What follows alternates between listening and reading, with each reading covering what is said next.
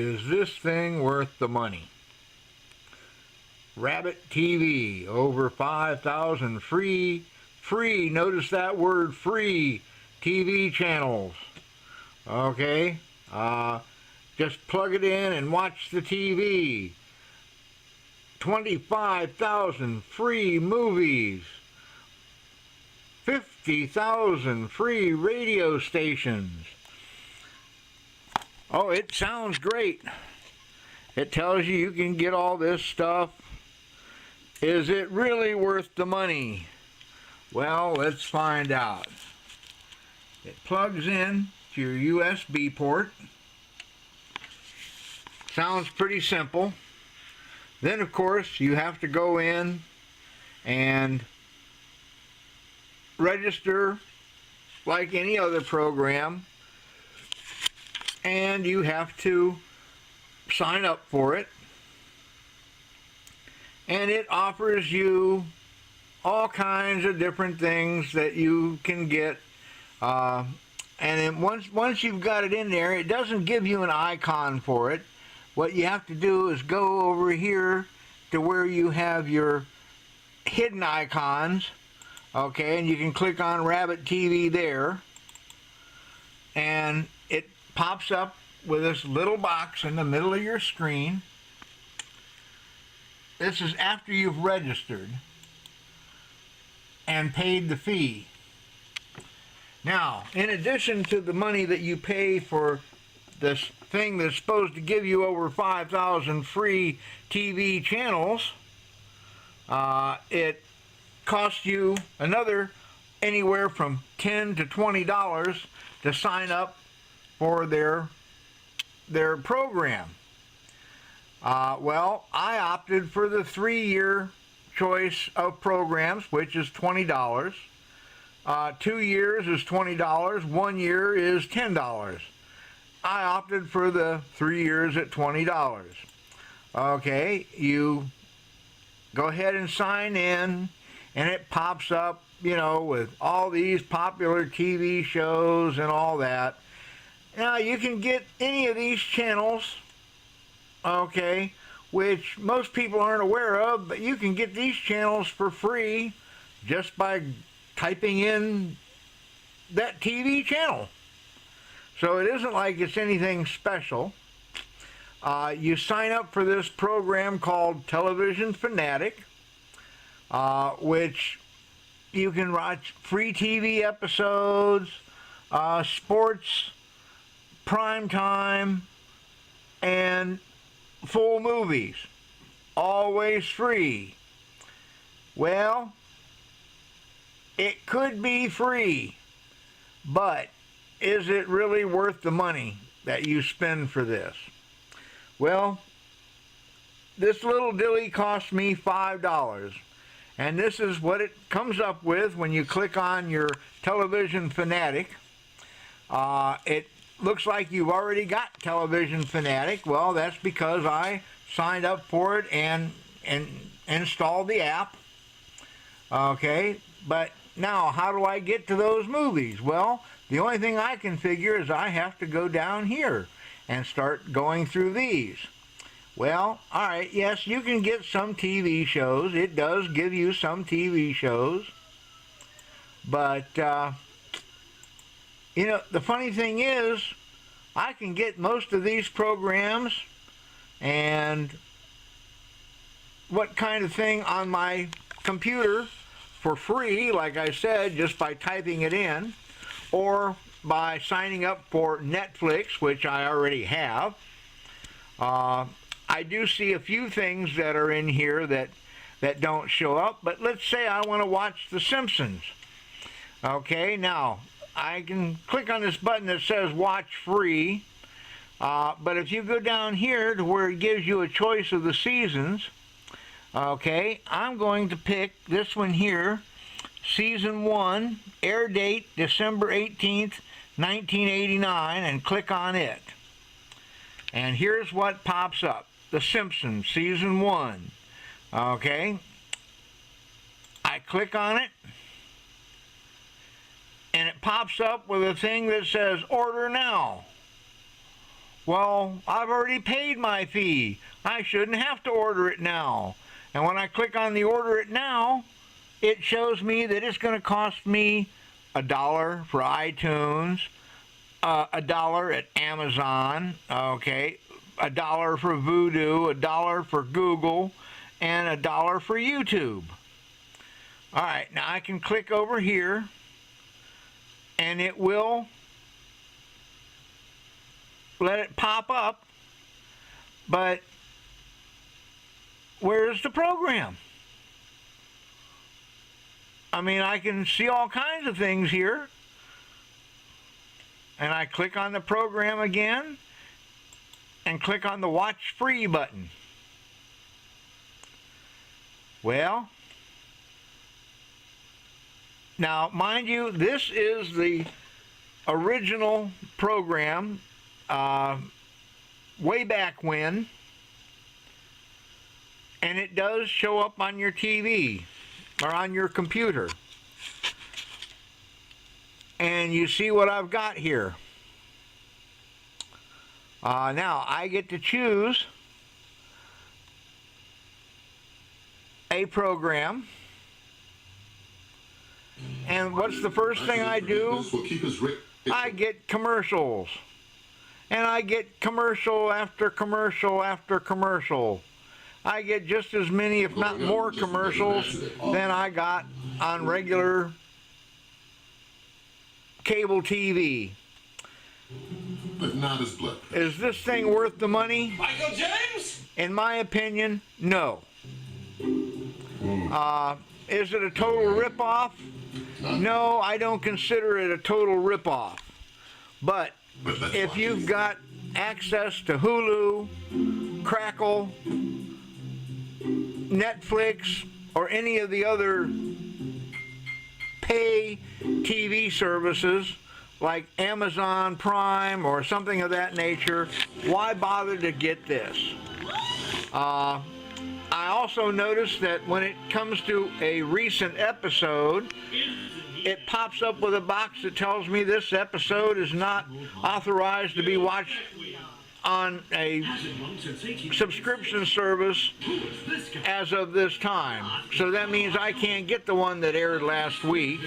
I have to deal with it without it. Now I do get The Simpsons, okay, the older episodes, and I can get it to come up and play the video. Of course, I have to answer all these questions and allow it to be full screen and all that so I can watch it. Yes, it does work. But is it worth the money? Not in my opinion. This is the instruction manual for your Rabbit TV. Quick start guide. Notice that's what it says right here. Back here, of course, it has the limited liability and all that kind of stuff to make sure they're covering their ass. And here are the instructions for starting it up. If you're using a PC, this is your quick start guide. Plug it in and follow the on-screen instructions. And of course, they give you a phone number if you have any questions, and you can get, actually it's not a phone number, it's a URL, so that you can contact help on the internet. And if you have a Macintosh computer, it gives you the startup system for Macintosh.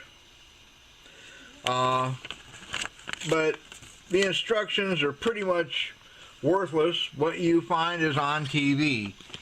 Now, you can find this under Fox TV shows. It shows you all of these shows. I haven't yet tried to find these, but let's see what I can find here. Let's see. Let's try Gotham.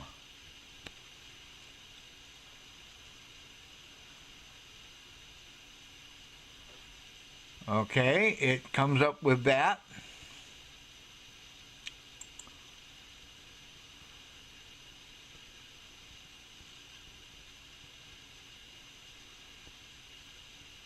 Chapter 2.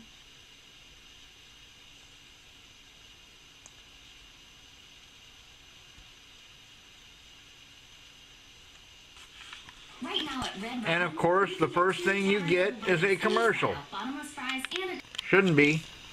Okay, it to me, it's not worth the money that I would spend for this. The $20 for 3 years service and the $5 I paid for the little plug-in. Okay, yeah, great. You get a little dilly, you plug into your URL, and it looks like this. That's all it is. It's just a little tiny thing that plugs into a USB port. I'm sorry. Something else to get lost if you're not using it on a constant basis, or if you unplug it so that you can plug in other pieces into your USB ports. Probably a good idea to get a USB multi-port so you can plug this in and use it along with other things such as your printer,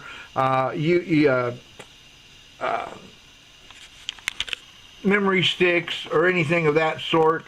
Probably you'd need the multi-port, but that's a small thing. But if anybody was asked me if I would recommend somebody buy this, I would not.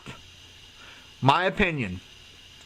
But I think it sounds like a good idea, and that's why I bought it, but it really isn't that big of a deal in my opinion. So, before you go out and buy it, think about it. I hope you watch this video. If you want to try it, go ahead. It might be better for you to pay the $20 for 3 years of service and $5 or whatever the charge would be, depending on where you get it. This was purchased at a discount store for $5. I hope you can see that $5 ticket there. That's what it cost me. It says here it's one of the biggest breakthroughs since TV was invented. Well, it's a breakthrough for them, as far as I'm concerned. It works with just about any Windows program. It'll tell you there the different programs that you can use it with, and Macintosh as well. And then it tells you the installation or instructions are inside. Well, that was the instruction manual I showed you just a couple minutes ago that tells you pretty much nothing. Trying to figure out and learn your way around here is not that easy. It sounds good, and if you look up here, it gives you popular movies, new movies, action movies, and if you click on one of these, it pops up with movies, okay, that you can watch. And it lays out the programming pretty much like Netflix does. I don't have a problem with the movies that it's showing. It's just that most of these movies I've already seen on Netflix or Crackle. So to me, it's not worth it to pay the $5 for this little plug-in and $20 for 3 years worth of service. There are a lot of older programs on here that I can already get from Netflix or Hulu. There's Cheers, Tales from the Crypt. These are older, classic 60s shows. Flipper, The Green Hornet, Beverly Hillbillies, Three Stooges. Some of these things you can get on YouTube without even bothering to sign up for a service. Classic 70s shows, they have them as well. I mean, it's not like there's anything on here that's really a detraction from it, but it just, to me, it isn't worth the money that I spent to get it and put it in. So be forewarned before you buy this. If you think it's something you really want, I say go ahead and get it. But for me, it's not really that good. I do see one thing here that I would probably enjoy, and that's watching Bob Ross with his painting show, The Joy of Painting. I see they've got some episodes of that. There are a few things on here, I'm sure, that I couldn't get other places, but I don't know. To me, it just isn't worth it, because I've seen most of these shows. It is kind of fun to go back and watch things like the Beverly Hillbillies, the Green Acres, or Gunsmoke, Brady Bunch, okay, Sanford and Son, Newhart, T.J. Hooker. But like I say, almost any of these you can find somewhere else on the internet without having to buy this. That's my opinion. Thanks for watching. Please be sure to like, share, and subscribe, and I'll see you in my next video. Thanks again for watching.